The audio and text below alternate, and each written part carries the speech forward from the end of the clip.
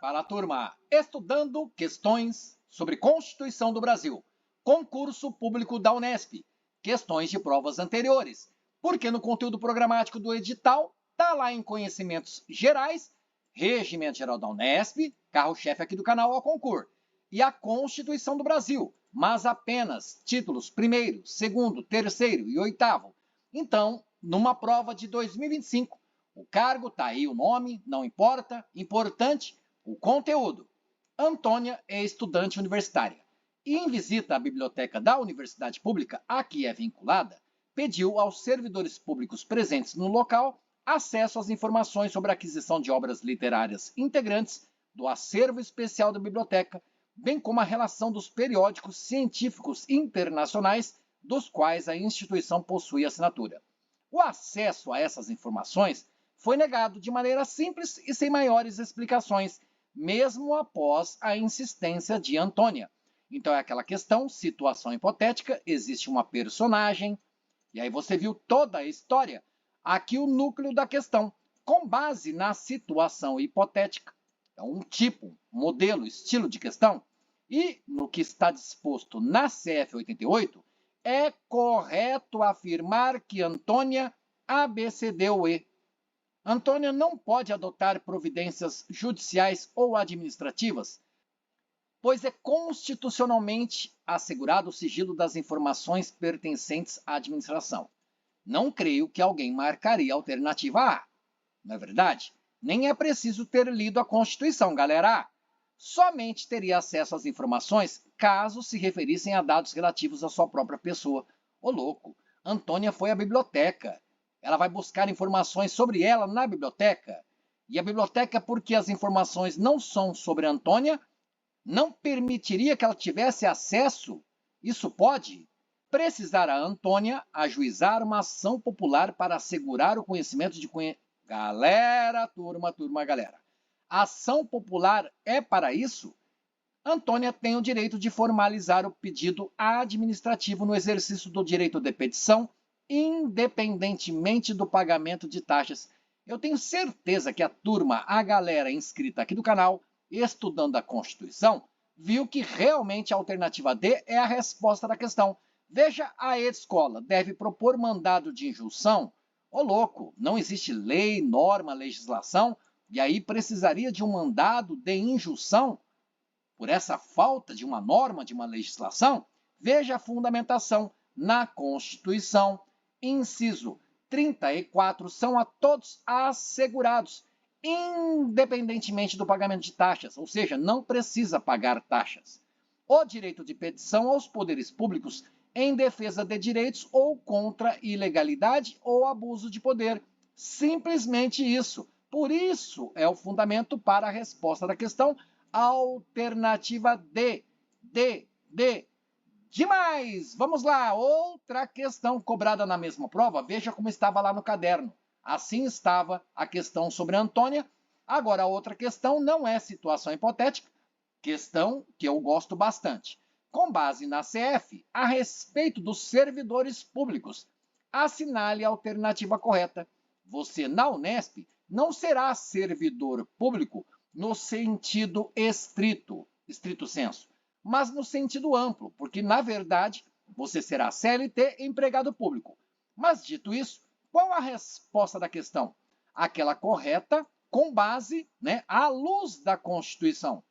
Em caso de prática de improbidade administrativa, o agente será preso. Galera, preso devido à improbidade administrativa, nós veremos a fundamentação para cada alternativa. Não serão computados no limite remuneratório constitucional aquelas parcelas de caráter indenizatório expressamente previstas em lei ordinária, aprovada pelo Congresso Nacional, de caráter nacional, aplicadas a todos os poderes e órgãos constitucionalmente autônomos. Alguma coisa disso você não leu lá na Constituição? Não sei se é spoiler, hein?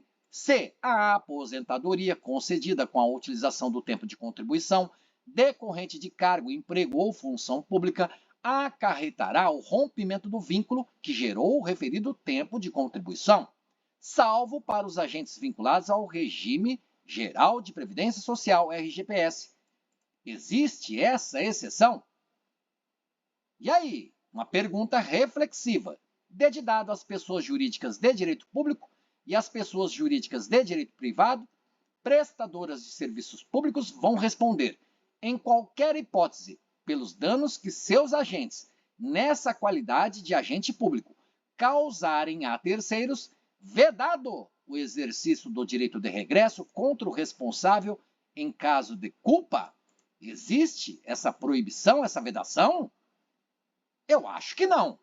O servidor público da administração direta, autárquica e fundacional, no exercício de mandato eletivo, investido no mandato de prefeito ou de vereador, será automaticamente afastado do cargo, emprego ou função, sendo-lhe facultado optar pela sua remuneração. É verdade isso? Você não percebe na Constituição uma diferença entre mandato de prefeito e mandato de vereador? É assim que você estuda a partir de questões de provas anteriores. Vamos às fundamentações? Eu trouxe tudo destacado para você. Atos de improbidade importarão, podem causar suspensão dos direitos políticos, perda da função pública, ressarcimento ao erário e indisponibilidade dos bens. Não tem isso de agente vai ser preso. O agente público não vai ser preso, não está na Constituição. Legal? Por isso não é a alternativa A. Veja parágrafo 11 do artigo 37.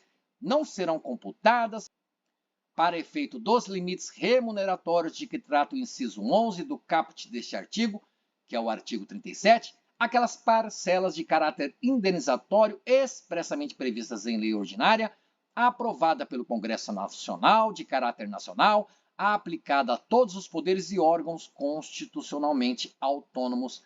Tá vendo? É a alternativa B. Muito embora na alternativa B não haja referência, menção àquele inciso que eu trouxe apenas como curiosidade. Inciso 11 do artigo 37 fala da remuneração e o subsídio dos ocupantes de cargos, funções e empregos públicos.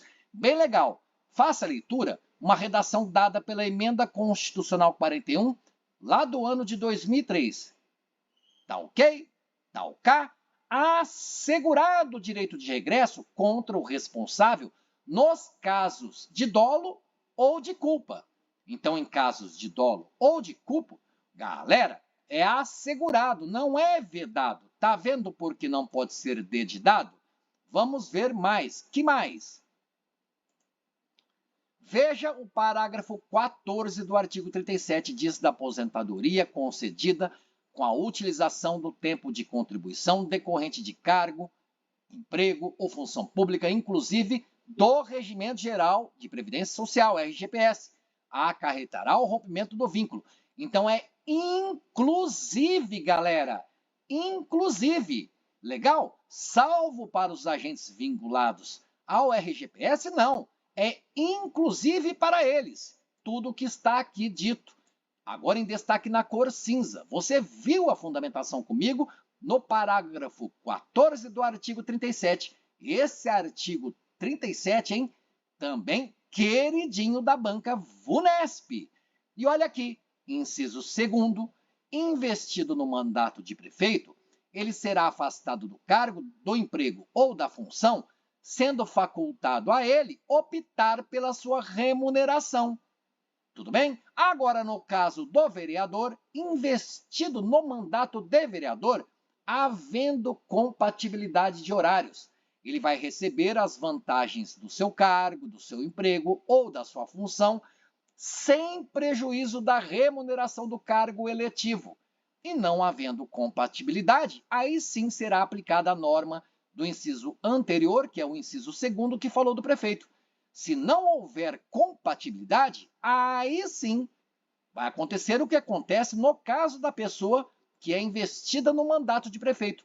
Mas se houver compatibilidade de horários, ele vai receber sim as vantagens do seu cargo, do seu emprego, da sua função, sem prejuízo do salário, da remuneração do cargo eletivo como vereador.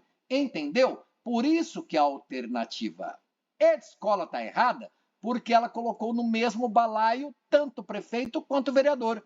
As regras são distintas. Para o prefeito, ok, você sabe que é aquilo. Para o vereador, depende de compatibilidade de horário ou não.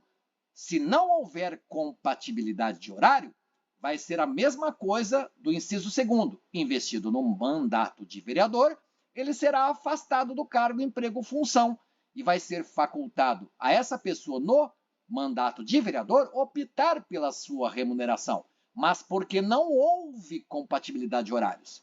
Se houver, vai receber a remuneração do cargo eletivo de vereador e vai receber as vantagens do seu cargo, da sua função, do seu emprego.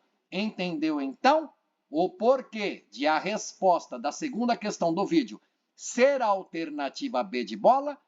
Viu? Leia o que está em B, cor verde. Legal? Agora veja o que está destacado aqui, ó, retângulo na cor verde. Única diferença que citou o inciso 11 do caput do artigo, no caso, inciso 11 do caput do artigo 37. Legal? Tudo correto, deixou a alternativa B muito bem fundamentada a resposta da questão, não passível de recurso. Legal, então, gostou? 2 questões sobre Constituição do Brasil, questões recentes, cobradas em prova de concurso público da Unesp, salvo engano, em setembro de 2025.